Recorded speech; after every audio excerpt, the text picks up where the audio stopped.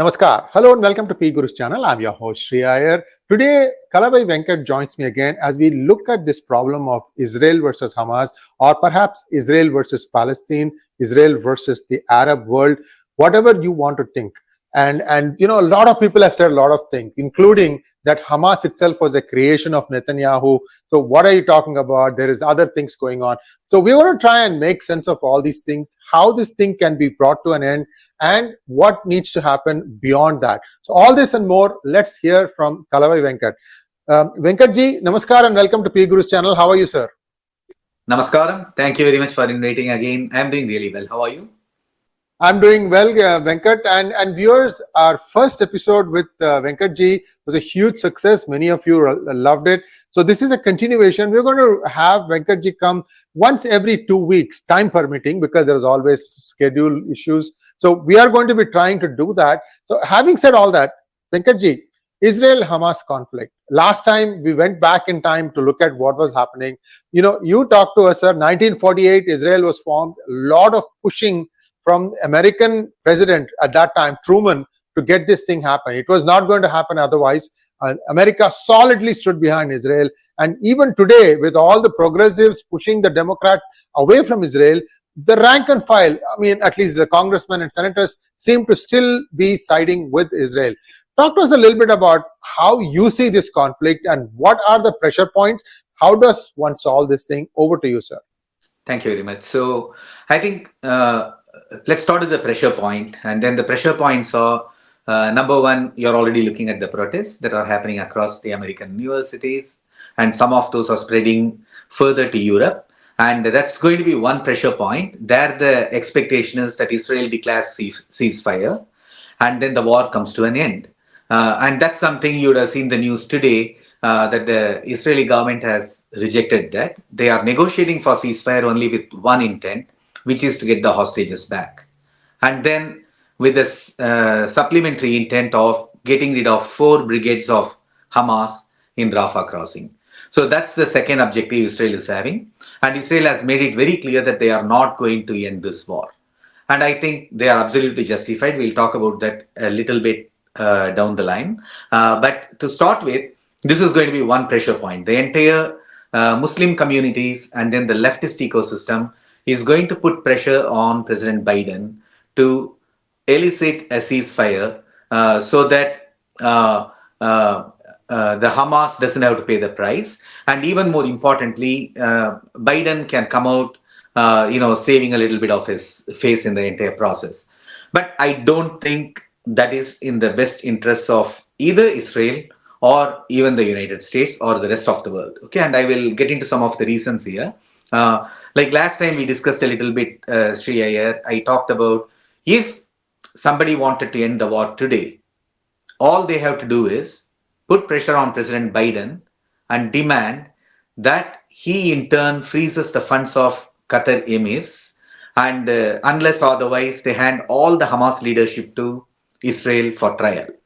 And the moment it happens, the rest of the rank and file of Hamas will collapse, and then this war will automatically come to an end in a most justifiable manner. However, the left and then the Islamic communities do not want that because they are primarily motivated by either totalitarianism, that's in the case of the left, and anti-Semitism in the case of Muslims. So that's the reason what they are instead trying to do is to take a self-righteous position and then portray Israel as someone who's indiscriminately killing Gazans, which Israel is not. Okay, and they are trying to just get a ceasefire so that Hamas is not obliterated. So this is going to be obviously one pressure point, and then the second pressure point is going to be from the forthcoming US elections. And I don't think the rest of the boycott is going to have much of effect, but then the elections would mean that the US will compel Israel to declare some kind of ceasefire or a partial ceasefire or extended ceasefire until the time the elections are over, so that President Biden can come out and claim that he was able to minimize the casualties and he was able to put Israel on the back foot. But that's not going to solve the problem because Hamas is not the first Islamic terror organization. And you briefly mentioned about Netanyahu having created Hamas, and He did not create Hamas because, if you recall, the first manifesto of Hamas goes back to the year 1988, and Hamas itself came into existence even before that. Sorry, go ahead. I'm just saying that these are allegations. I'm not saying that he Oh, did that. thank you. So please go ahead. Yeah, thanks. Thanks. No, absolutely. I understood that. So these are the allegations that, Netanyahu created Hamas. But again, Hamas came into existence in 1988 when Netanyahu was still a young man. And, he had, he was not the creator. But even more importantly, Hamas is not the first jihadi organization to wage war against Israel. Every single Muslim organization, whether they are field jihadis or living room jihadis, all of them are anti-Israel because they are motivated by Islamic anti-Semitism. I made a mention of field jihadis and living room jihadis. The distinction is field jihadis are the equivalent of Hamas. They go to the field, they blow themselves up, or they go and kill the Jews. And the living room jihadis are those at Columbia, Manchester, UCLA, and other places, and the academics and the media persons who are whitewashing the crimes of Hamas and who are portraying Israel as the aggressor and who are aiding and abetting the Hamas propaganda. So these are the living room jihadis. They themselves do not pay the price, but then they are the instigators and they are the movers and shakers of everything. So all of these are motivated by Islamic anti-Semitism because Islam at the core is a very Jew-hating anti-Semitic religion. And in the last, interview, we talked about that a little bit. The 1988 Hamas manifesto quotes Muhammad, the Prophet of Islam, where it says, this is the prophecy of Muhammad. Muhammad says, the day of the reckoning will not come until all the Jews have been killed by Muslims. Then on the day of the reckoning, some Jews would be hiding behind trees and rocks. And those rocks and trees will call out, "O Muslim, come get a Jew. He's hiding behind me." So this is a divine revelation when seen through the perspective, through the lens of Islamic worldview. And that's why when Hamas quotes that, Muslims around the world support that. Because according to them, this is a core Islamic theology, which it is. Okay, there is no Islam without these kind of teachings. And we'll get into a little bit of more detail about why at all anti-Semitism became very foundational principle in Islam in a couple of minutes. But this is the reason Muslims around the world will continue to support. So even if you declare ceasefire, it will only give respite to Hamas and it will put Israel on the back foot. That's number one. And then Hamas in the meantime will regroup. And then the Muslims, the living room jihadis who are protesting around the world will feel victorious. And that's not in the best interest of the world. That's not in the best interest of Israel. And that's not in the best interest of anyone who cares about freedom, civilization, and all of those nice things.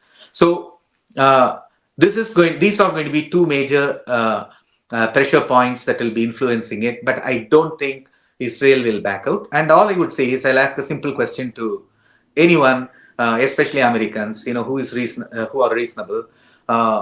About 1,200 Israelis were butchered by Hamas. Many were raped. And this is the equivalent, once you adjust for the population, this is the equivalent of 42,000 Americans getting killed on 9/11. Would anyone have advocated that America should declare ceasefire or America should go and negotiate with Al-Qaeda? No.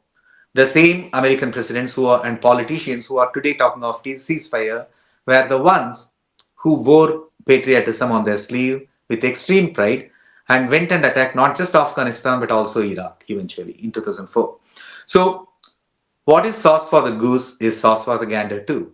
And if America is justified in retaliating, which it was completely justified because Al-Qaeda came and they killed 3,000 Americans on 9/11. And America, that's the reason nation states exist, which is to protect the civilians, which is to protect the citizens. And when somebody attacks, the military of the nation should go and fight them. And that's why America went to war. And Israel is doing exactly the same thing and it is fully justified. And let's talk about all of this call for ceasefire and put it in the right perspective. When America waged war against Afghanistan and Iraq, it did not warn anyone. So American drones and American missiles and American fighters, F-16 fighters, they went and bombed all over the place. And I'm not expecting that you should forewarn the enemy, because at the end of the day, you're fighting a war, and surprise is a key element in any war. However, look at what Israel did. IDF made phone calls asking Gazans to evacuate the buildings. Then IDF dropped flyers and pamphlets all over the place asking them to evacuate. And IDF took extraordinary efforts to make a slow progress so that the civilian casualty is minimized. However, there is a limit to how much Israel can do all of these things. You cannot make infinite amount of concession to the enemy, especially when the Hamas is enjoying the complete support of Gazans. So to some extent, collateral damage is inevitable. It's not intended, but it is inevitable. Venkat, I just want to add one more thing. When this evacuation order was given and Israel was ready to move in, Israel also had landmarked or earmarked one highway and said anybody who wants to move to the southern part of Gaza, use this highway. And you know what Hamas did? They parked a container lorry right across all the lanes. Correct. So nobody could go from there. So this standoff happened for, I think, 48 hours or something like that. Then finally, Israel decided to take out that container. And turns out that there were a lot of children inside. Now, then you start counting these bodies and saying that Israel killed all these children. You see, the point here is these people fight asymmetric warfare.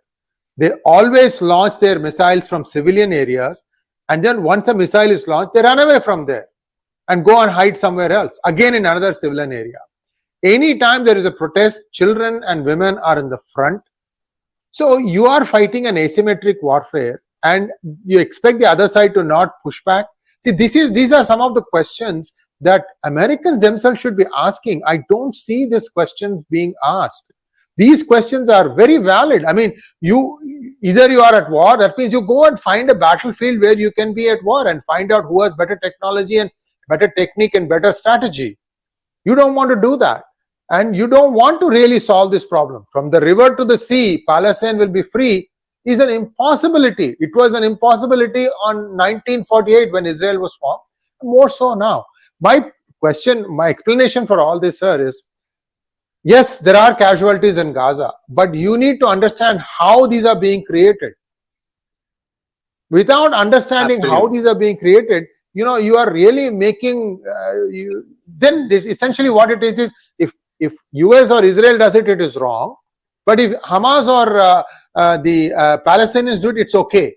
That doesn't work. That logic doesn't work. Not for long. Over to you, sir. No, and again, war is not fun, right? So war, if you look at the Bhagavad Gita, if you look at the Mahabharata, so when Krishna starts his dialogue with Arjuna, Arjuna is beset with doubts, right? He doesn't want to go and fight his own friends, his own siblings, his teachers, elders, and everyone. His question is, war brings about terrible suffering. Children are orphaned, women are widowed, and there is enmity that ensues that lasts for many generations. What should we do? And then Krishna does not discount that. He agrees with all of these things. All of these things happen. That's why in the Mahabharata, Krishna starts with negotiating. He starts making concessions.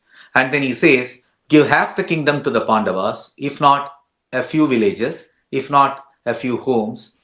Then when nothing else works, only to safeguard dharma, he resorts to war as the last resort. So now, war is not fun. That's why at the end of the Mahabharata war, all the Pandavas, they go and perform prayaschitta. Because during the war, you are killing someone, you are harming someone, and then there is a trail of widows, there's a trail of orphans, and all of this suffering lasts for many years. That's why war is not glorified as something wonderful, as something sexy, or any of these things in Hindu Dharma. War is something which is seen as an exercise that brings about suffering, an exercise that should be averted to the extent possible, but you should fight war only to establish dharma, and that's why it's called dharma yuddha in Sanskrit. So, in the first place, yes, does war bring about suffering? It does. Do Gazan civilians suffer as a result of that? The answer is yes. And do we need to sympathize and empathize with the people of Gaza? The answer is yes. Okay, there is no disagreement either between you and me or all of us in the audience here. Okay, but here is the question, right? I want to quote Golda Meir.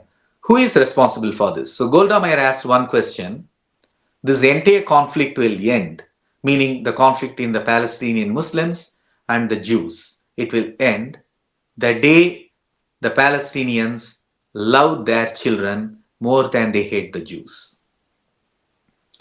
So, what is the responsibility of Gazans? So, Gazans were given warning, and the Gazan civilians should have just walked out, okay, and then they would have, and in that case, if Hamas fired at them, then Hamas is held guilty. Whereas they stood there and then they extended their support to Hamas. They were willing human shields. That's number one. Then number two, in the last interview, we talked about the tunnels under all these buildings. Okay, tunnels under hospitals, tunnels under the apartment complex, and you and I know one thing: these tunnels need not only fuel and water, but most importantly, they need air to circulate. Otherwise, nobody can breathe inside. They'll get asphyxiated. And this air is pumped through ducts from air conditioners that are located in the buildings above. These are the apartment buildings. So the residents of these apartments know 100% whom these air conditioners are feeding. These air conditioners are sending ducts down to the tunnels to provide air circulation for the Hamas who are hiding inside. And we did not come across a single instance when any Gazan picked up the phone and told the Israelis, look, I am living in this building, I am living in this apartment complex, and there is an air conditioner in my apartment, which I am not using, but then it is used to pump air to the tunnels below for the Hamas. Come get them. Okay. And then Israel could have thought of many, many measures, including pumping poison gas or any one of these things through those ducts. Okay. So none of that happened. So what I'm getting to is that the people of Gaza are guilty. And then if you do not care for the well-being of your own children, and if you are willing to use them as human shield to protect the terrorists, then you cannot blame Israel for responding militarily when no other option is left. Okay, so this is the first thing. And second, look at the various videos released by Hamas, and the children of Gaza from childhood are brainwashed. They are taken to these madrasas, and then they are taught all this hate against the Jewish people, and they grow up as Jew-hating adult Gazans, adult Palestinians.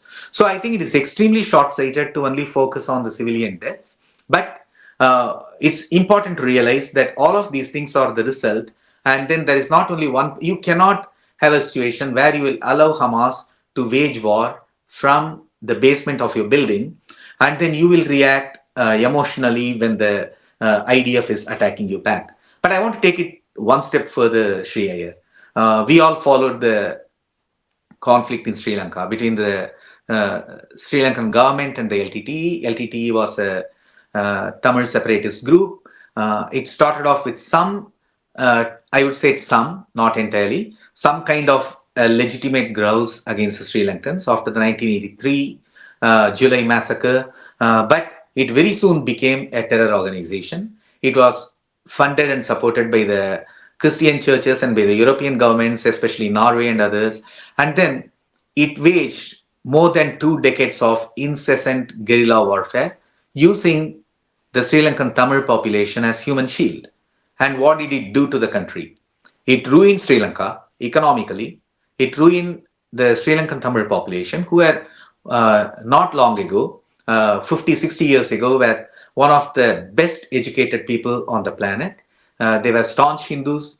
They were mostly Shaivites. And then they had a wonderful culture of learning, arts, music, everything. And they were doing exceptionally well.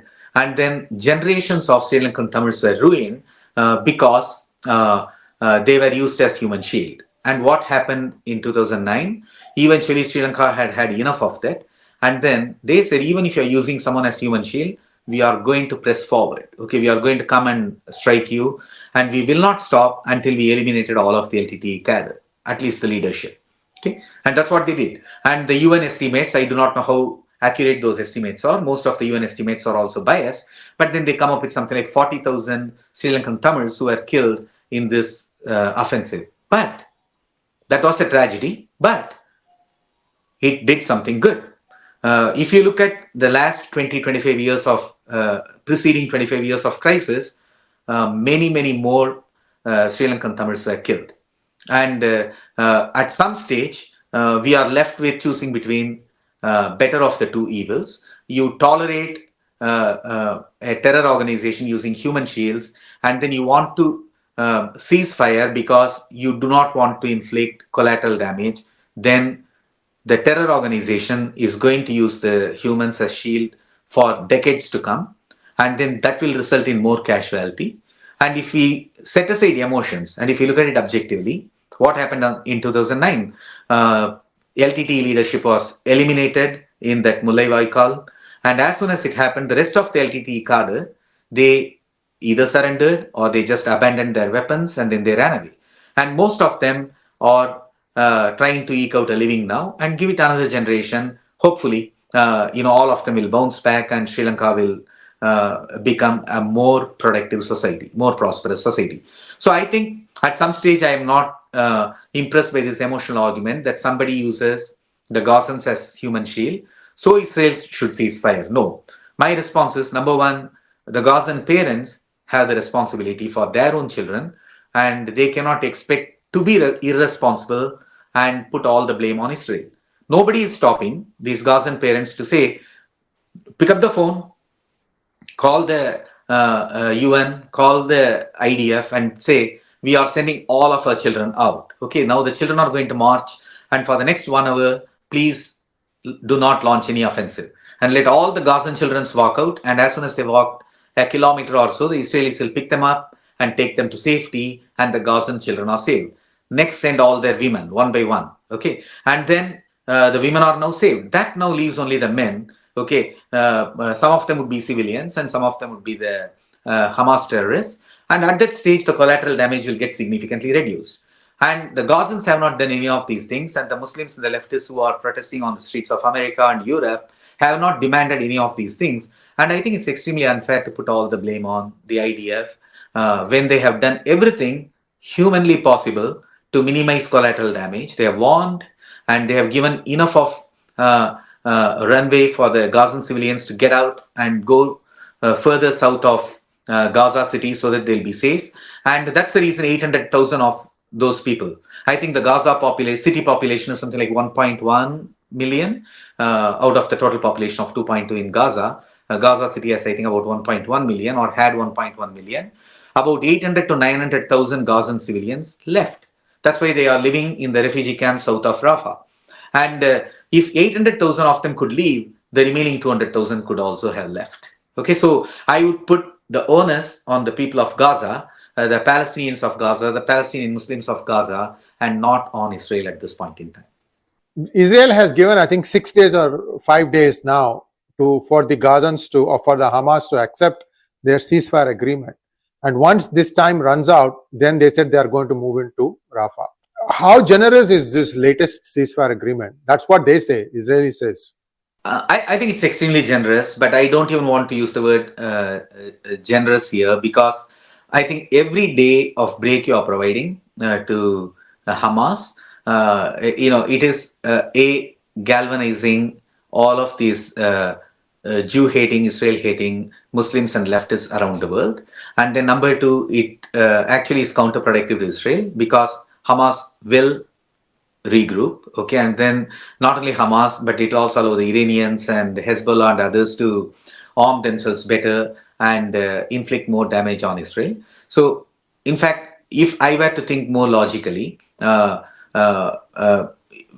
has done everything it realistically could to bring back the hostages, okay, and the only reason Israel is extending all these ceasefire offers is to bring as many hostages home safely as possible. And they brought many of them back, okay, but every time, right, the Hamas releases them in piecemeal, okay, they will say, look, we have got 200 and we'll release 20 today, okay, and then we want ceasefire for next 3 weeks. This will go on forever, okay, and that is not acceptable. And I think the right thing should happen is America should put pressure, Biden should put pressure on Qatar, hand over the entire Hamas leadership to Israel, okay, now hold them as hostages and get all the Israelis back in one tranche, okay, and then otherwise these guys will be hanged to death or shot dead, and to do that, and then that leaves Israel with the freedom, no longer have to worry about their own citizens, but now go and fight the war to finish off Hamas. But going one step further, I would say, realistically, everyone knows, okay, because I think Hamas already declared is that like they already killed something like 40 of their hostages, correct? That's the number they gave a few days ago. Okay, so nobody thinks that all of the hostages will come back alive, and even if and some of them were children, and some of them were children even below the age of 1, and we saw that obscene video of Hamas cradling those infants in their hands. So nobody thinks that all of these would have survived and all of them are going to come back. At some stage, it's a tragedy to lose even a single civilian, even a single hostage. But at some stage, accept the reality that whatever happened is terrible. We cannot rewind, we cannot reset the clock, and some of these hostages are not coming home. But go all out and get rid of Hamas. But don't stop there, right? Hamas is not the first terror organization, and it won't be the last. Okay, the moment, unless otherwise we realize what is really motivating anti-Semitism. Okay, that's something I want to touch upon a little bit in detail. So why at all is Islam anti-Semitic? Okay, because all of these were anti-Semites. Okay, Hamas is not the first organization, and all the people marching on the streets of US and Europe, they are all anti-Semitic people. And then these are the ones motivated by the same Islamic ideology. And why is Islam anti-Semitic? And for that reason, we have to look at some of the really good scholarly studies. And I'm sure you are familiar with all these names like Bernard Lewis, Patricia Crona, Michael Cook, and Abraham Geiger, and many others. And they've all done some phenomenal studies. So there are, broadly speaking, just for the benefit of the viewers, Islam did not arise in a void 1400 years ago. Islam borrowed from Judaism and Christianity. Okay, so those are the two major monotheistic religions at the time. And then on Christianity, it was mainly from the Syriac sources, meaning Syriac was a language, it was a Semitic language spoken in what we call modern day Syria. And then from Syriac, in which most of the Christian hymns were written, it borrowed a lot of those ideas, and that is the thesis of the scholar Christoph Luxemburg. Okay, he demonstrates that much of Quran is not intelligible unless or otherwise we read it not as an Arabic text but as a Syriac text. Okay, and hence a lot of those ideas come from Christianity. At the same time, the core beliefs of Islam are more aligned with Judaism than with Christianity, because it actually rejects and denounces the idea of Trinity, that Jesus is Son of God and all these things, but rather it is aligned with more stricter version of monotheism which you find in Judaism. So this is the thesis of Patricia Crona, Abraham Geiger, Michael Cook, and many others, and I'll quote a couple of examples, okay, as references. There is a Quranic verse, right? And when you look at the month of Ramadan or Ramzan, they start fasting at dawn and the fast ends at dusk. Okay, so when does the fast begin? They did not have clocks in those days. And then the Quran, second surah, it gives a verse. Okay, it says, when you can tell a black thread from a white thread, that's when the dawn has begun and the fast has begun. Okay, during the month of Ramadan. And this is directly borrowed from Jewish texts, okay, that preceded the Mishnah and other things that preceded the rise of Islam, the birth of Islam. And then these Jewish texts talk about, they use exactly the same analogy when the Shema prayer should be said. It says, when you cannot tell a blue thread apart from a white thread, that's when, when you can tell a blue thread from a white thread, that's when the Shema prayer begins. Okay, so this is one example of how Islam has directly borrowed not only an idea, but also the entire analogy from pre-existing Jewish texts. This is one. And then the second example I'll be using is that of Jerusalem. Okay, so Jerusalem kind of started off as a place. Jerusalem is very important to the Jewish people. Okay, and then it's a sacred city for them. That's where the temple once stood, and then the temple was razed by the Romans and everything. And then it's very important for the Jewish people because making offerings at the temple during Passover is one of the core practices and beliefs of the Jewish people. And when Islam is formed, and this is a very interesting data point that most people may not be aware of, when Islam comes into existence, okay, Jerusalem uh, takes a very interesting role. Okay, and then we hear about this not directly from the Islamic text, but from another text, a polemical text written by the Christians. It's an anti-Jewish polemic. It's called Doctrina Jacobi. So this Doctrina Jacobi is written sometime in the 630s, okay, around the time Muhammad had just lived and died. Okay, it was written around that time, and Patricia Crona estimates the date of the text to be around 634, 635 AD. And then here is the story this text tells. Okay, this is Doctrina Jacobi is talking about a conversation between two Jews. These Jews are from Palestine, Israel, Judea, whatever you want to call it, from in and around Jerusalem. And they talk about the coming of a new prophet. Okay, this prophet is a Saracen. Okay, Saracen is the cognate of the Sanskrit word 𝗓𝘃. In Mahabharata and other texts, we talk about the 𝗓𝘃. The 𝗓𝘃 are the Arab people. And then cognate is the same word carrying the same meaning, but pronounced and written slightly differently in another language. So 𝗓𝘃 in Sanskrit becomes Saracen in Greek and other languages. So they talk about a Saracen prophet. Okay, that's the reference to Muhammad. And then they say this, we hear that this new prophet has come. Is he a legitimate prophet? And then one of the two Jews, he responds, no, I went and inquired with a lot of elders and a lot of other scholars. And then they point out, no, he is not a legitimate prophet. He is an impostor, because which real prophet would bring sword and shed blood to spread religion? Okay, that's what this man has done. So this is the reference to Muhammad. But it does not end there. Then it goes on to give another very interesting data. It says this prophet is now announcing the arrival of the Redeemer. Okay, Redeemer is the word for Messiah. The Messiah is the word in Hebrew and Aramaic text, and it's called Redeemer. That's why Christians use that word, Jesus the Redeemer. Okay, he comes to redeem the world. Okay, and then Doctrina Jacobi talks about that, and then it says this prophet has prophesied the arrival of the new Messiah and the new Redeemer, and then the name of this Redeemer is Umar. Okay, Umar was the second caliph, okay, of Islam, and then he invades Jerusalem in the year 634 AD, and then what he does is to go ahead and take a portion of the temple and offer prayers there. Okay, the Jewish temple, and which had been raised earlier, and the temple no longer stays, only the Wailing Wall is there. But then the Temple Mount, where Al-Aqsa Mosque stands today, he goes there, Umar goes there, and then he offers a prayer.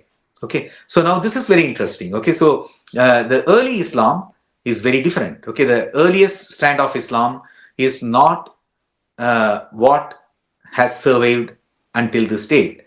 So in the early Islam, so in the mainstream Islam of today, Muhammad was the last prophet. He's called the seal of the prophet. There is nobody to come after him. That's why they reject the second coming of the Christian notion of Trinity and all these things. But what you find here is that Doctrina Jacobi reports the earliest Islamic belief that Muhammad prophesied the Redeemer is going to come very soon, and the name of the Redeemer is Umar. Umar is the second caliph. And of course, you and I can very easily tell this is not a prophecy. This was a story invented by Umar himself when he invaded Jerusalem to justify that invasion, to justify his takeover of the Jewish temple and the sacred site. And then he attributes all of these things, retroactively projects them on Muhammad, and he creates a story. So here what happens, he comes there, and then Tabari is a 9th century Islamic historian and one of the most respected, and a lot of what we know about Islam comes through Tabari. And then Tabari tells a story, okay, about Umar, and of course this story is about 200 years later than the date of Umar. But then still the story tells you something very interesting about the development of Islamic theology. So in this, Umar is offering a prayer and then he calls another person by name 𝗑𝗲 al-Akhbar. Okay, this 𝗑𝗲 al-Akhbar is a Jewish convert to Islam and supposedly someone who was very knowledgeable about Judaism. And then he is a companion of Umar. And he goes there and he asks, where should we set up the prayer? And then this guy said, on the rock. And then he removes his sandals to go and offer the prayer. And Umar makes fun of him. I see you still following your old Jewish customs. You are removing your shoes and then you want to go and offer prayers on the rock. Okay. But we have not been enjoined upon by the Prophet to pray at the rock. Rather, we have been enjoined to pray towards Mecca. Okay. In other words, if you look at the earliest strand, Umar goes and conquers Jerusalem because that's where they get legitimacy from. Okay, because that's the holy site of the Jewish people. And now Islam is a replacement theology. It's a religion that has come to replace Judaism. So they conquer and they take over. However, what they are now doing is they are discounting it. They are saying, reject your old Jewish practice of removing your sandals, praying at the rock, etc. Instead, turn towards Mecca. Okay, so if you look at this thread, what we are seeing is that Islam takes a lot of core Jewish beliefs, okay, and repackages them as Islamic beliefs and rejects Judaism. So that's why anti-Semitism becomes an integral part of Islam, because every time a Jew is present, he is a constant reminder of someone who is the original owner of the stolen goods, which you are now claiming to be your own. And hence to hate them is critical. And that's why throughout the Quran, throughout the Hadiths, words are attributed to Muhammad, where hatred is spread against the Jewish people. And that's the reason I think, Sree Iyer, this problem will not go away with a ceasefire. This problem will not go away with just getting rid of Hamas. All of these are absolutely important. Not ceasefire. Getting rid of Hamas is absolutely important because that's the essential first step. But if we think the problem will go away with all of that, we are fooling ourselves. Because anti-Semitism, hatred of Israel, and chants like from the river to the sea are all motivated by core Islamic beliefs. And this core Islamic belief calls for the complete destruction of the Jewish people because Islam, in the words of Bernard Lewis, took a lot of the Jewish beliefs, but those are not mainstream beliefs because the Jewish Messiah is not Umar, whereas Muslims claim that Umar was the earliest Muslims claim that Umar was the was the Messiah that had been prophesied, and hence opposition to and hostility towards Judaism and the Jewish people is an inevitable aspect and integral aspect of Islam. And I think this is the hardest part, right, which most people will not come to terms with very easily. So long as Islam remains, Israel's existence is always going to be in threat. Okay, it's not only Israel's existence. If you look at the entire geography, starting from Israel, move over to Syria, look at Lebanon, look at Iraq, look at Iran, Afghanistan, Pakistan, and all these places. Every one of the problem we are facing today, it's because of Islam. Okay, and we won't have the Kashmir problem, but for Islam. Okay, India-Pakistan problem, but for Islam. Okay, and the entire Taliban and all the problems we face in Afghanistan because of Islam. Okay, and if you just go back in time, Pakistan was the place where one of the greatest Hindu universities existed, Takshashila. Okay, or as we call Takshila today. Okay, so that was a great center of learning. And what we call Lahore is the place where Lava, son of Rama, had set up his own kingdom, built a great temple, a fortified city, everything. And then go back to Afghanistan, that's where Panini, the greatest grammarian of Sanskrit, the first linguist, the first grammarian of the world, he lived in Afghanistan. So those were the places of learning. But they have all been reduced to, Islamic terror, jihad, and all these things. And the problem is Islam, right? At some stage, the civilized world has to come to the realization that until or otherwise we eradicate Islam, this problem will not go away. And the day Islam is eradicated, it's the ideology. I'm not calling for the eradication of Muslim people because they are themselves victims of Islam. And the day you eradicate Islam, the problems will automatically disappear because then then the Palestinian Muslims who are Muslims today will no longer see the Jewish people as their enemies, and Pakistanis will not see Indians as enemies, and so on and so forth. Okay, I think that's the only long-term solution, and the one establishment which is protecting and whitewashing and acting as a vector of Islam today is the leftist establishment, both in the West and in countries like India. And hence, that's why I think those who are reasonable people should recognize that left constitutes the first and foremost danger to humanity and civilization. Thank you so much, Venkat. And it's really excellent journey through history to understand the root causes. And also, the left system also needs to understand. They were at the forefront of the revolution in Iran. But as soon as the mullahs captured power, they were the first ones to be exterminated. There is not a single communist leader left in Iran today. So remember that. You may be doing all the hard yards for them to, you have co-opted them in your cause. But guess what? Who's going to be on the table? So I leave it at that. So, yeah, go ahead. On that one remark, right? So we should know what motivates the left. Okay, so left as well as Islam are both heresies. Okay, both are nihilistic ideologies, right? So what does Islam want? Islam wants to get rid of native religions, native cultures, native traditions, and replace them with this virus of the mind called Islam. And the left does the same thing, right? Left is opposed to traditions. It's opposed to native practices, cultures, everything. It wants to destroy all of that, and it wants to create a communist utopia. Okay, so the destruction of native cultures, the destruction of civilization, and then replacing that with something else is a zeal which is shared by the Muslims as well as the leftists. Okay, that's why the two of them collaborate. Okay, they collaborate on the streets of New York, they collaborate on the streets of London, they collaborated on the streets of Tehran. Okay, they do that in Delhi, they do that everywhere. And where do they differ?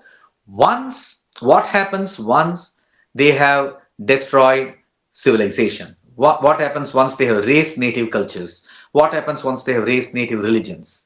At that time, the two will become enemies. Okay, they'll start fighting each other. Okay, and on this, the leftists are more delusional than the Muslims. Leftists think that if it ever comes to that, they hope it won't come to that. They hope that they can convince and change the Muslims. It's not happening.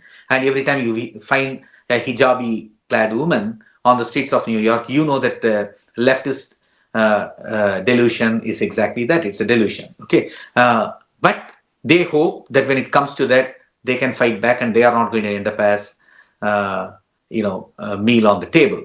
Whereas Muslims know one thing for sure. They know they have the numbers. Okay, and then two, they have a better will to fight on the street because Islam teaches life begins at death. And jihad is a mandated duty for all the Muslims. And when you fight the infidels, and then from their perspective, the leftists are infidels. Okay, and all the LGBTQ and others who are now chanting from the river to the sea are the enemies of Islam against whom the Muslims have to fight. They have a duty, religious duty to fight them.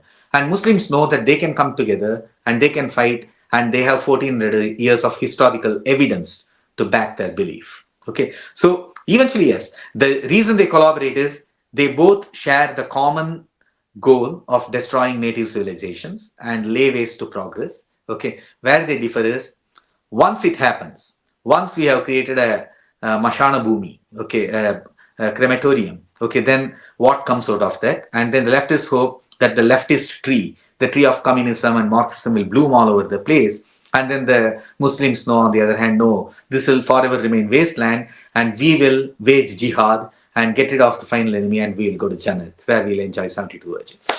Thank you so much, Venkat. And I would really like to hear from a leftist ideologue, maybe Bernie Sanders, senator, as to how he justifies all these things. Because here you have this interesting thing. We discussed about this, how a Jew can hate Jews. Soros is another example. Soros is, of course, sitting high in the clouds. He doesn't care to meet people, but Sanders has to because he's a senator. He still needs to go and ask them for their votes. So I'm hoping that somebody will respond back to this, because far too many questions have been asked here, in-depth, insightful, and unless you understand all these things, and unless you can explain these things, basically you stand exposed. And I hope viewers will watch this thing not once, perhaps 2 or 3 times, because Venkat ji has put in so much information in this that you need to understand. Because unless you understand and you internalize it, go back and check some of the references to understand the little bit even deeper stuff, you should be able to challenge them in the campuses. Campuses is where thought is formed, guys. This is where thought is formed. Once you break it there, then the rest of the society will breathe easy. Yeah.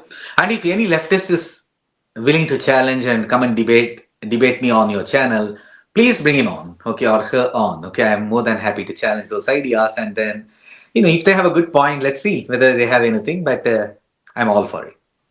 Absolutely. Thank you so much. And viewers, please like, share, and subscribe to our channel. Don't forget to click on the bell button for notifications. Namaskar. Namaskaram.